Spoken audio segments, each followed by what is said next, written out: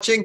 We got people all over the world that are tuning in. And one of the questions that just came up was, well, how do you work on your business and not in your business? Well, this is something I learned from my friend Michael Gerber. Michael Gerber is a very successful author. He wrote the book called The E-Myth, and some of his material is on the Success and Money Foundation.org as part of our courses. And when I was in my late 20s, I became the president of our organization. And, I hired him. My good friend Robert Allen and we seeked him out and we hired him, and he literally trained me. He would travel down to San Diego, and he'd come down and work with me and my team. And I worked with him personally, and he taught me the concept of how to work on your business and not in your business. So the problem is that people start businesses, and you have to do it in phases. You have to do it in chunks. So the first phase, you do it all. You keep it small and do it all, but you keep it all. Okay? You do it all, you make it small, and you get to get all the money yourself. And that's good in bad times because you can be very flexible. When you start adding all kinds of employees and everything else, then the stress level goes up pretty dramatically, because now you're responsible for making sure that the payroll works. And I've had to do that where I've had hundreds and hundreds of employees, and our payroll is huge. And it was really stressful. And when the business was doing well, the economy was doing well, we made a lot of money. But when it wasn't, then it went the other direction. So the concept is work on your business and not in your business. And so a good example of that is somebody that is an auto mechanic. And he's a very good auto mechanic, but he hates his boss. And so he says, well, I'm a good auto mechanic. I'm really good at fixing cars. But now instead of being a good technician, I want to be a manager. And he's not a good manager. He's a good artist. He's a good technician. He can fix cars. He's had a lot of experience with it. And he quits his job. He quits his job so that he can go create his own job. He would rather work for 12 hours a day or 14 hours a day for himself than working for someone else for 8 hours.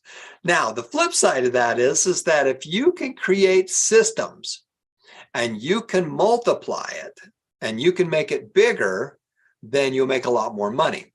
Now, the way that works is that when you get started, you're going to build an organization chart. And the problem is that most people, when they build an organization chart, they build it so that it is personality driven. We don't want to be personality driven. We want to be description driven. So at the very top, you're probably going to have a president. And then most likely you're going to have a couple executive vice presidents. But really, the real key here is to be able to figure out who your managers are. You might have a VP over here and a VP over here. As you're growing, you're going to say, well, I'm going to have 4 or 5 groups here. So I'm going to have a marketing department. I'm going to have a sales department. I'm going to have a finance department. And I'm going to have fulfillment. Okay. And then underneath that, these are all managers. And then you've got, this is a manager. And then you're going to have a supervisor. And then you're going to have just pure employees. Now, the key to being successful when you get started is to create an org chart of what this is going to look like in 5 years from now. What's this thing going to look like in 5 years from now? And so your job as you're getting started is that you start putting names into that description. Now, it's not the other way around. We're not doing this personality driven. Well, let's give this to Tom, who's in marketing. Let's give this to Ethan, who's in tech, who's the tech guy.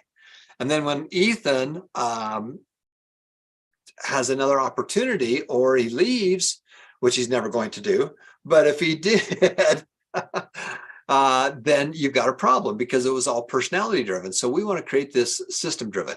The turnover at McDonald's, the average person that works there works about 2 to 3 months. That's it. They're not long-term employees. So they have to have a system that is replicatable. And so as you come down here and you look at what we're doing here, when you get started, let's say that this is going to be Tom, and I'm going to also be the 2 VPs. And I've got a partner, and he's just a sales maniac. And we'll just call him Bob. And I've got Mark Victor. He is just a crazy guy in marketing. And I've got Paul here. He's incredible over here. And then I've got Donna, who does all the fulfillment for us. So I put their name into that slot, but if Donna leaves, then I'm going to get Megan, and she's going to come in and do fulfillment. But the job description doesn't change. So now I'm working on the business, and eventually, I'm going to promote Bob to be a VP. I'm going to promote Ethan in tech. He's the tech guy. He's doing really good now. I'm going to make him this guy up here, but the description doesn't change. Okay, so that's kind of the key to working on your business, not just in it. If you're in it, you're doing everything. And when you get started, you start small, but your goal is to make it bigger. And the way you make it bigger is to create systems, and then those systems will take over. So one of the things I want you to do is literally go through the introductory courses that we have on the E-Myth, the Entrepreneurial Myth by Michael Gerber. And that's one of the courses in the successandmoneyfoundation.org. This has been Tom Painter. Hope you build a business. Have fun. And remember, business is fun. Business is a game, and games are fun. And if it's not fun, don't do it. Now, it's probably not going to be that much fun as you get going, but if you turn it into a game, it can be fun. When I was younger, I used to equate money with something. Here's $30,000. That's a truck. Well, I had to change my rules. It's not a truck. It's just dollars. And I'm playing with numbers. I'm adding, subtracting, multiplying, dividing. And you turn it into a game, and games are fun. And if you're not winning, change your rules so that you can have fun and you can win. It's been Tom Painter. Thank you so much for watching, and we'll see you in class.